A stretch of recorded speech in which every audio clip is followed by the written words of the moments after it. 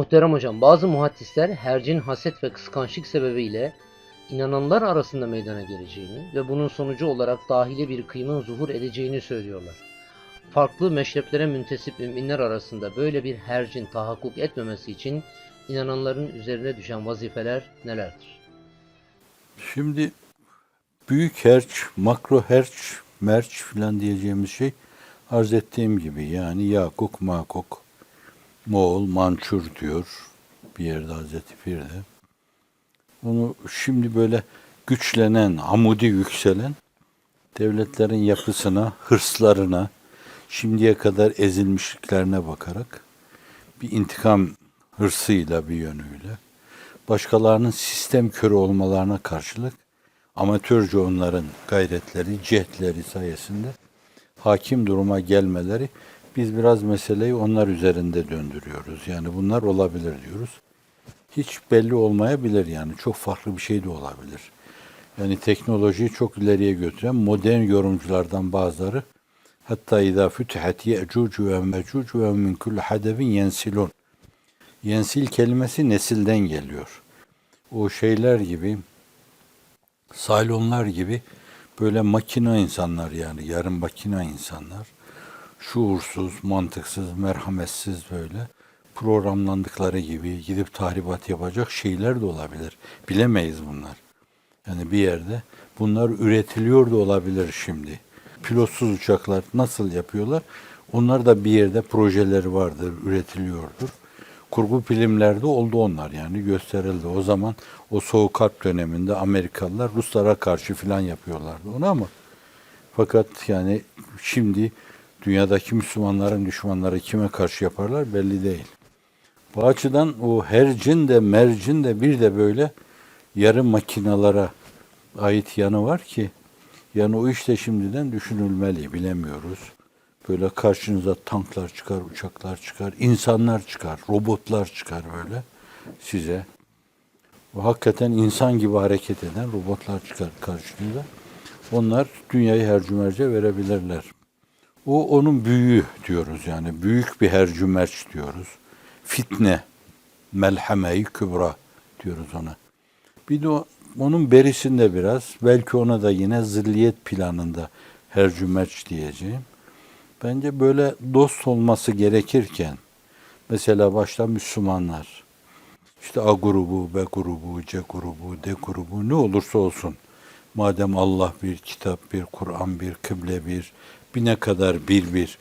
Bu kadar birler hep bir ve beraber olmayı gerektirirken bazen tenafüs duygusuyla, bazen rekabet duygusuyla, hatta bazen de kıskançlığa varan bir hisle önünüzü almaya çalışabilirler. Yani şu anda da küçük planda görüyoruz bunları. Mesela bir yerde diyelim siz bir cami yaptırtacaksınız. İşte o cami birileri için yaptırtmak istiyorsunuz veya kültür lokalini birileri için.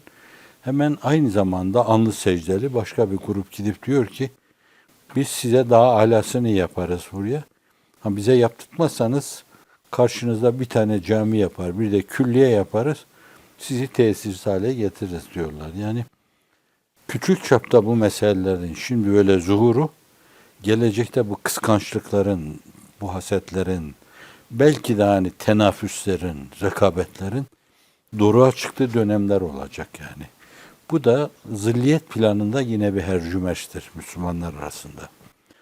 Hani diğerlerinin ortaya koyduğu hercümerç, bu hercümerç karşısında sizin tavrınız, mücadeleniz, onu savmaya çalışmanız. O uğurda ölürseniz şehit olursunuz. Onları savarsanız, bertaraf ederseniz insanlık adına bir kazanç olur o. Fakat beri tarafta müminlerle öyle savaşacak gibi değil ki yani onlar. Mümini öldürdüğünüz zaman da Efendimiz yine o Kitab-ı Fiten vel Melahim'de buyurduğu gibi katil de maktul da ikisi de cehenneme buyuruyor. Sahabi soruyor nasıl ikisi de cehenneme? Diyor ki maktul da esasen onu öldürme hırsıyla kıvranıp duruyordu. O da niyetinin cezasını görecek orada buyuruyor. Şimdi işte böyle bir hercümerç bir yönüyle küçük bir hercümerç ama Müslümanlar arasında bu başta böyle hareket planında ve rakipler zuhur edebilir. Onlar yapıyor, biz niye yapmayalım filan diyebilirler. Oysa ki hak yolunda olan herkesi alkışlamak lazım hizmette. O kadar geniş alan var ki, dünyada o kadar bakir yer var ki, birinin bir yönüyle böyle alan olarak ihya ettiği bir yer, ihya edilmiş bir araziye girmek İslam hukuku açısından caiz değildir. Men ahya ardan meyteten feyyeleh buyuruyor hadis-i şerifte. Bir kimse ölü arazi ihya ederse orası onun olur. Şimdi biri gitmiş diyelim ki Güney Afrika'da bir şey yapıyorsa gidip onun yanında yeniden aynı şeyleri yapmak doğru değil. Kitmir arkadaşlarımıza bazı arkadaşlarımız Kur'an kursuyla camiyle hizmet ediyorlar. Biraz böyle kartizyen düşünceyle onların o alanlarına girmeyin dedim ben. Yani cami onların olsun. Eğer sizin alanınız dediğimiz kültür lokali gibi, okul gibi şeyler, anaokulları gibi, kreşler gibi şeylerse bence o alanda devam edin. Şimdi bu mevzuda bir yönüyle böyle alan ihlaline kalkınmazsa zannediyorum mesele huzurlu götürülebilir.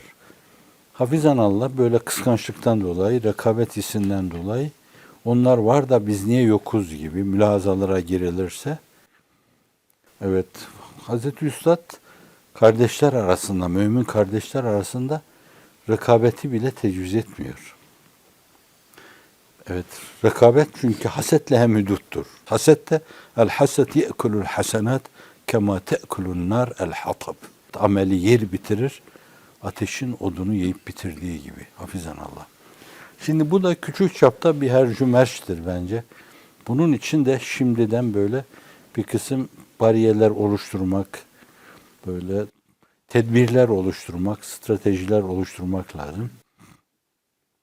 İmkanı varsa A, B, C grubu bunlar arasında münasebetler tesis ederek nasıl Hristiyanlarla, Yahudilerle, Budistlerle, Brahmanistlerle ve Müslümanlıktaki değişik mezheplerle yani Maliki ile, Şafii ile, Hanbeli ile hatta Türkiye'nin siyasi politikası olarak Şiilerle devletler arası münasebet açısından, komşuluk münasebetleri açısından, alışveriş açısından, bölgedeki birliğin yararlı olması açısından belli münasebetler tesis ediliyor. Sınırları belli bunların. Şimdi böylesine yani münasebet tesis etmemiz sorgulanabilecek hususlarda bile münasebetlerin tesis edildiği bir dönemde ehli imanın birbirine karşı kıskançlık içine girmesi, rekabetle hareket etmesi, yok niye onlar var da ben yokum demesi filan bu tecviz edilecek gibi değil. O bakımdan şimdiden bir şeyler oluşturmak lazım.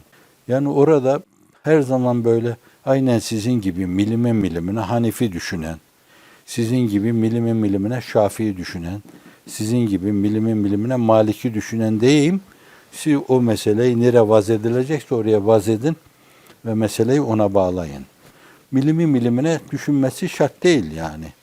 Hani diyelim ki sizden böyle güvendiğiniz insanlar bazı yerlerde bunlar bazı vazifelerle istihdam ederken, bazı yerlerde bunları kullanırken, bazı yerlerde onlara imkan hazırlarken, yol verirken, imkanlarınızı o istikamette değerlendirirken, onlardan da bazı insanları işin içine almak suretiyle bir cemilede bulunmak.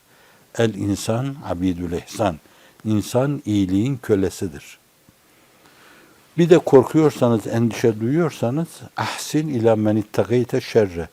Size gelip ulaşacak şerrinden ittika ettiğiniz kimselere iyilikte bulunun. Evet. Yani bu mevzuda söylenecek çok söz vardır. Yani şimdiden kalpleri yumuşatmak lazım. Bu insanlara civanmertçe davranmak lazım. Hafız-ı Şirazi'den aldığı Uhuvvet Risalesi'nin içine yerleştirdiği üstadın bir sözü var, bildiğiniz söz. Size göre fazla gelebilir. Asayişi dukiti tefsiru indu herfest badusi tan mürüvvet ba düşmenen müdara. İki cihanın onun tercümesiyle diyorum. İki cihanın emniyetini iki harf tefsir eder diyor. Asayişini iki harf tefsir eder. Dostlara karşı mürüvvetkârane, insanca, Frenç ifadesiyle humanistçe hareket etmek lazım. Düşmanları da idare etmek lazım. Evet, zararı azaltmak lazım. Cepheyi daraltmak lazım. Mücadele cephesini daraltmak lazım. Şimdi zannediyorum Yani böyle yapılan şeyleri serişte ederek hemen mukabelede bulunmamak lazım. Ve la in sabertum le ve hayrun lis-sabirin Kur'an diyor. Dişinizi sıkar, sabrederseniz, kötülüklere karşı iyilikle mukabelede bulunursanız, Kur'an-ı Kerim'in düsturu bu. فَاَتْفِي سَيِّئَةَ بِالْحَسَنَةِ Kötülükleri iyilikle sav diyor. Yine Hazreti Pir'in bir şeyini müsaadenizle anlatmıştım, anlatayım ben. O Cumhuriyet Gazetesi'nin karikatüristi vardı. Şimdikilerden bir tanesinin de kardeşiyim. Herhalde böyle bir duyma, dinleme, görme, kendine göre bir de kendi zaviyesinden Üstad Hazretleri'ni okumak üzere ya Barla'ya ya Emirdağ'a gidiyor. O içeriye girince bir gazeteci olarak Üstad o kendi kemali, kendi terbiyesi, kendi saygısı. Yani bizde, milletimizde misafire karşı saygılı olmak. Kim olursa olsun. Kim olursa olsun. Ona saygı gösteriyor. Yani bunu ben bugün hayatta olan şeylerden, Sungur abiden dinlemiştim. Bu talebeler rahatsız oluyor. Hususiyle Zübeyir abi merhumda öyle bir kıskançlık vardı ki, yani üstattan bile kıskanırdı o. Öyle bir kıskançlığı vardı ona karşı. Öyle bir bağlı, şahsına bağlılığı vardı. Bunlar çok rahatsız oluyorlar, etrafındakiler. Niye bu adama, bu bağışlayın, ne ödeyi belirsiz adama karşı böyle bu kadar ihtiramda bulunuyor? Yanında oturuyor, onun o kendi yumuşak ifadeleri filan, siz gazeteciler böyle, işte kamunun naşir efkarısınız, milletin naşir efkarısınız. Çok hizmet yapabilirsiniz, edebilirsiniz. Sonra yumuşakça kalkıp ayrılıp gidiyor ondan. Olumsuz bir şey de yapmıyor sonra. Gittikten sonra topluyor onları. Diyor ki, şimdi benim yaptığım şeyden dolayı siz rahatsız oldunuz. Mesela sizin 100 tane düşmanınız olsa, bunu 99'a indirmeyi düşünmez misiniz diyor. Veya 100 düşmanınız var. Herhalde onun 101 olmasını istemezsiniz diyor. Çok basit yani. İki cümle içinde çok önemli bir espri gizli. Yani bununla bazı kimselerin o şiddetini, hiddetini, öfkesini kıracaksanız bence kırmak lazım. Düşmanları çoğaltmamak lazım. Düşman cephesini güçlendirmemek lazım. Dik durmak başkadır, dikleşmek başkadır bence. Hâzâ huvel hak. Femâzâ ba'del hak illel dalâl. İhtina sıratal müstakim. Sıratallezîne en'amte aleyhim gayril mağdûbi aleyhim veleddâllin amin. Ve sallallahu ala seyyidina Muhammedin ve ala alihi ve sahbihi ve sellem.